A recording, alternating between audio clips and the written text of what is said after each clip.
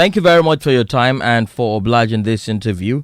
We understand that the Ukrainian President Zelenskyy is reaching out to the African Union for assistance or for support. What do you think this will mean for the countries in Africa and the fact that some countries have chosen to remain silent about the ongoing war between Russia and Ukraine? Well, I think very clearly that it's a very wrong call to ask us to support the war. And there are a number of things that I have considered as reasons why Africa should not involve herself in such a war.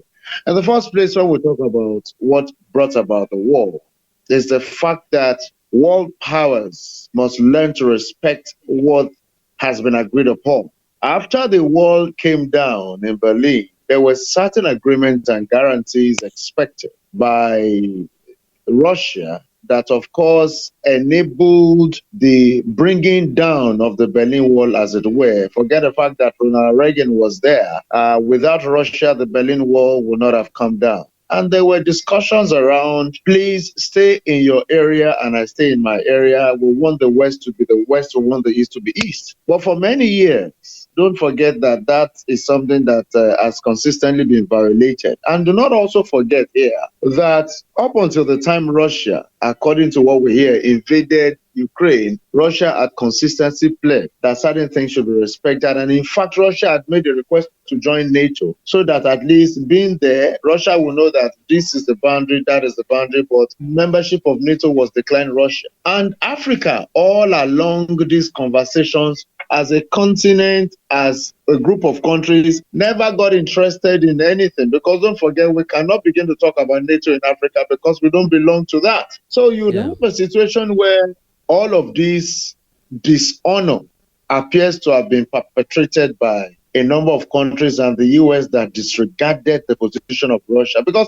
it is easy for the U.S. to say that Vladimir Putin is committing crimes against humanity and all of that. But Hiroshima and Nagasaki was bombed. Iraq and all other countries invaded. And nobody calls those ones, especially with the crime of saying that they had weapons of mass destruction. So I think that it will be capital foolishness, really, for Africa to listen to Zelenskyy about support. Don't forget also that there's what we call BRICS. BRICS is actually a group of 5 countries that, of course, involved Russia and involved India, it involved China and all that, and it involves South Africa as well. Now, South Africa has consistently stood against this and, in fact, voting to remove Russia from the UN Commission, particularly for the human rights, is also a reflection of something that is very, very unjust. Because if we have the US, which as a country wasn't there at some point, but back only recently, you cannot just remove Russia because you're talking about a war. Can we also look at the fact that most of the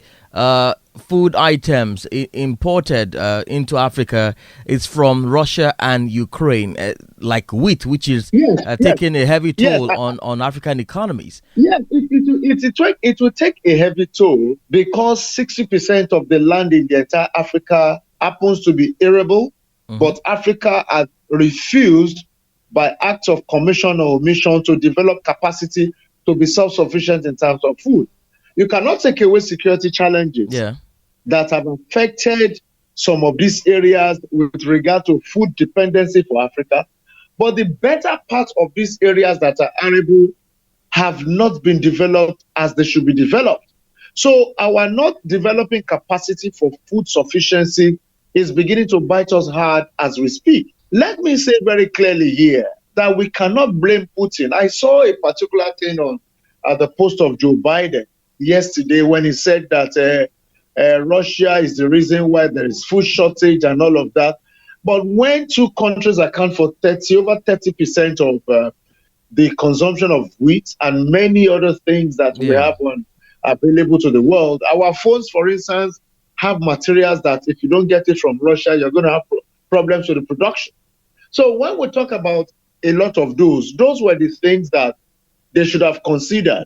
They didn't consider that when they continued to move closer and closer to Russia. Now, don't forget that before the exit of Donald Trump from the White House, there were very, very, factual indications that They were training some military, doing certain things to strengthen, as it were, Ukraine. And one of the things that the Russian government, as led by Vladimir Putin, has always said is that NATO, as well as the US, appears to be an empire of lies. It therefore means that we cannot blame them. It's affecting Africa, no doubt. Yes. So don't forget that because we import much of what we eat, and even if we say we plant and we do all that, we still need more in the storehouse. And there's nothing we can do other than to develop our capacities. Let me tell you that a couple of years ago, Saudi Arabia blocked its borders with Qatar. And why? Because Saudi Arabia, as well as the US and their friends, said they should expel the Iranian Revolutionary Guard, as well as the Turkish National Guard, that were providing some form of security for Qatar. And another thing was that Qatar was actually sponsoring Hezbollah, because, of course, Qatar, the Qatari government appears to be the owner of Al Jazeera. Now, Qatar said it cannot drive out those troops because, as a sovereign country, Qatar has the right to, in fact, have bilateral military relationship with any other country. So Qatar's border to Saudi Arabia, that appears to be the major border that they bring food from, was closed. It was at that point that Qatar developed capacity for self-sufficiency in production and a lot of. Yeah. Are you with me, please? Yes. So it was at that point that Qatar developed the needed capacity to do what it has to do so that it can be self-sufficient. So this time, Africa must understand that a bad clock is correct twice a day. That means a bad situation also has certain levels of advantages. It therefore means that as we speak, Africa must begin to look at how it can develop capacity where it evolves its own agricultural systems. And I also want Africa to be very careful, because we're talking about a situation where the likes of Monsanto are beginning to push into Africa what we call genetically modified crops that are usually planted because of synthetic seeds made use of. And synthetic seeds spoil the natural processes of the soil. So we are talking about dependency of food in Africa by African initiatives, such that we do not fall into the abyss of the West again when it comes to our food production. We have capacities that can be developed by using our own very good and healthy seeds. We understand that the current chair of the AU, President Macky Sall, has acknowledged the call and by the Ukrainian president. What is the possibility, 50-50, what is the possibility of countries agreeing to render whatever assistance that the Ukrainians are calling for? To start with, two major economies are the determinants of every other economy on the African continent, and that is South Africa and Nigeria. Nigeria remains a country that knows it cannot, for any reason, join forces against Russia, because Nigeria has a lot to lose in terms of weaponry imported from that.